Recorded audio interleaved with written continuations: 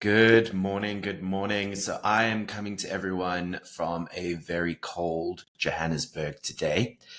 And in this video, I want to chat about planning and particularly the planning fallacy. The planning fallacy is the tendency for us to systematically underestimate the time and the resources that we need to complete a particular task. That is an inherent bias that everybody has. All human beings, we have this inherent bias for planning and actually being very, very bad at it. So a lot of us probably think we're very good planners. So for all the project managers out there and just generally, I want to know, how often have you hit your goal or that deadline that you set at the beginning of a project? Or if you set a goal for yourself and you put a deadline to that, how often have you reached that? Now, a lot of the time, we don't reach that deadline and we don't reach that goal because of the planning fallacy. What stems from this is that there are essentially two processes involved in planning. If you go by this theory, I think it's a pretty good one because it's quite simple. So the first one is goal setting, and the second one is goal striving. Now, we tend to think of ourselves when we do planning as these all-powerful calculators that are able to take in all the information and plan step by step. But as behavior economists, like myself, we understand that we have bounded rationality. Our mind is not infinite in its ability to take on all information and then plan accordingly. Yet plans are so important. So here's some things that we should consider and that take us away from reaching the goals with the plans that we make. So let's start with goal setting. So first of all, the planning fallacy has been linked to a particular bias called the optimism bias. It's something that we all have, and I've tested it myself many, many times. I love this question. I ask people how confident a driver they are compared to other people, and then they can choose between three options. So they can choose either I am above average, I'm an average driver, or I'm a below average driver. And the results are so predictable every time. Most people think that they are above average drivers. So we overestimate our abilities compared to other people. And we do this systematically again and again and again. For optimism bias, we look at the world through rose-tinted glasses because we see all the positive. But by only seeing the positive, we tend to neglect risks that's involved. Any unexpected things that come up, we tend to neglect those when we plan. We also tend to neglect past historic similar projects that we've done, which are far better predictors of how we're going to do in this particular task or project that we're busy planning. So first one is risk. We don't account for it. And the second one is we don't look at our past experiences and think, maybe our past experiences are actually pretty predictive of our future experience in this similar project. So we neglect those two things. Then we underestimate the time and resources that we need in order to do the task. So what do we need? How much time do we actually need? And then, of course, we forget all these unexpected things, all of these risks that are going to crop up, that are going to slow us down. The second one is goal striving. So this is the second process. And with goal striving, some of the things that really hold us back are, first of all, we underestimate the consistency of our own motivation.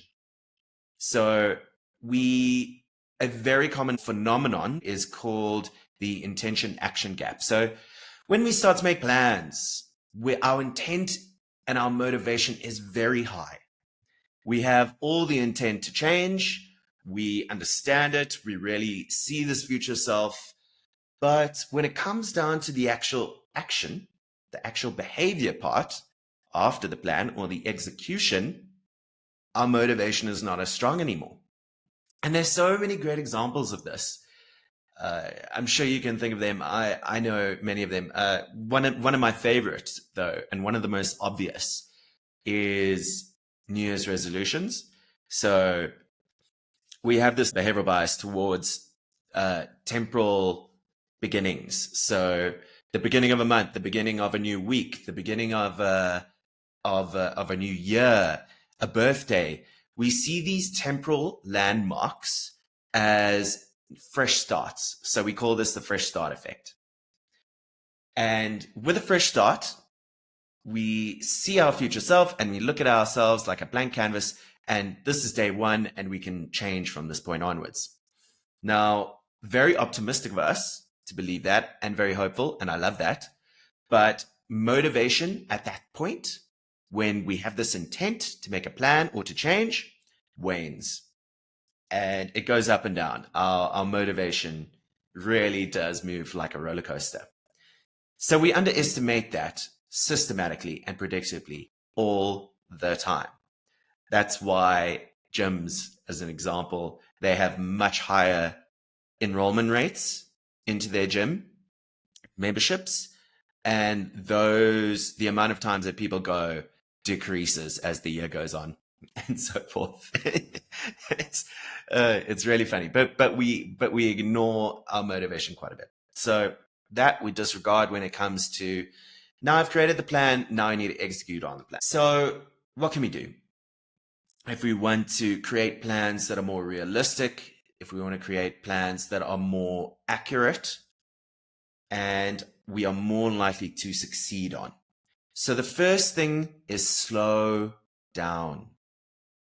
When we make plans very quickly, that's when our own biases and heuristics, we use those to make the quick decision rather than the slow, well thought out decision. So we have to slow down when we make plans. We have to think through and understand our past projects that we've done that are similar. And if you don't have that experience with past projects, ask people or do research. What has happened in the past with similar projects? What are the risks? What are the things that came up that slowed them down to that point? And how did they accommodate them? And how long did it actually take? So I love this little piece of insight from Ray Dalio. So Ray Dalio says that in his experience, projects or initiatives on average take 1.5 times longer than how you originally planned and cost 1.5 times as much. So we need to think about that. Go look at previous projects, previous experiences, and let that guide your decision making when you do your planning now. The second one is risk. We don't take risk into account when we do planning. We don't think through all the things that could go wrong and how we're going to get over those barriers when they pop up. So risk planning is essential. And what I'm going to do to help with this part is I have put together a template, which you'll find down below. You can download that, and that will give you a very nice, clear way of doing risk. It will even plot out a graph for you, and you'll be able to see which are the high impact risks, low, medium impact risks, and then plan accordingly for those things in your planning going forward. So go check that out. It's free, and you'll be able to get that through and download it for yourself. The last one is deadlines. And deadlines are so important because they give us something to work towards. By giving us something to work towards, we align our planning to the time in which we have. So I love this analogy as well. If you want to clean your room and you give yourself 30 days to clean your room, it will take you 30 days. If you give yourself 3 hours, it will take you 3 hours. So this just general law is very good for describing ways in which people work towards certain deadlines. So if you want to create a business, set a deadline on that, because that's how long you're going to, that's going to define how you plan towards that particular goal. When it comes to striving, understand that your motivation is not always going to be constant. And that's when you need to put strategies in place to make sure that you keep going. So that's where things like habit formation come in. Accountability partners are really helpful. Setting a rewards or even a punishment can really help with that, and making things very easy to do. So if you make things easy, you are more likely to do it. So that's the planning fallacy. And I hope you enjoy it. Go check out that risk planning template that I've created below. I hope this helps you. And I'm going to be going into more of these cognitive biases that stop us from getting to where we need to be.